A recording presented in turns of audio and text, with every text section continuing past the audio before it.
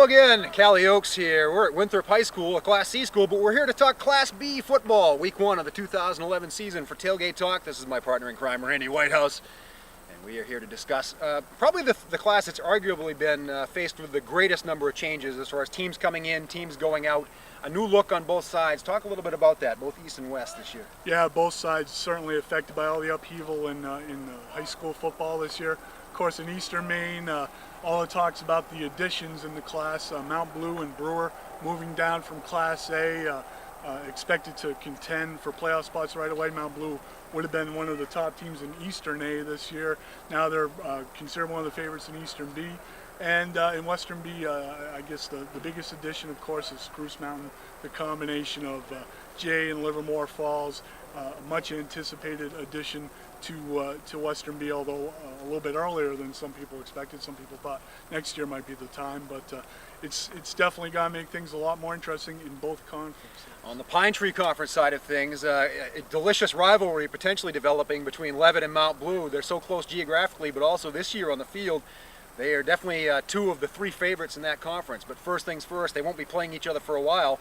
Everything old is new again, and everything new is old again for Mount Blue. They are at home against a familiar Class A opponent for them in the past, Brewer, and they're at the rec field, Kemp Field, instead of Caldwell Field, while things are getting renovated at the high school. Yeah, and the Cougars are really excited to get off to a good start. It helps them going in with a familiar opponent in Brewer, and a team in Brewer that wants to prove that they're ready to compete in Eastern B this year as well. Mount Blue really wants to make a statement.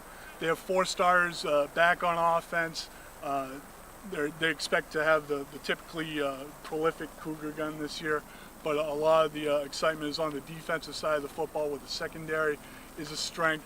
The linebackers and the front 7 are basically a little bit of a question mark, but they can make a statement this week by holding Brewer down. Levitt and Hamden also opening the season, as they have traditionally the last few years. This will be at Libby Field in Turner, and that's been kind of a contentious relationship between those two schools the past couple of seasons. The one common bond is that Levitt has pretty much dominated the rivalry. Is there any reason to see anything different this time? No, I don't think so. Hamden lost their quarterback, who was an all-conference caliber quarterback. They have a couple top-notch running backs back, but like you said, it's always a contentious relationship on the football field, a lot of kicking and scratching and clawing out there. Levitt has Jordan Hersom and Jake Willett back in the backfield, so you still expect an explosive offense out there. It's going to be interesting to see how those role players from last year step up and become more valuable contributors to them. They always seem to reload with those new guys every year.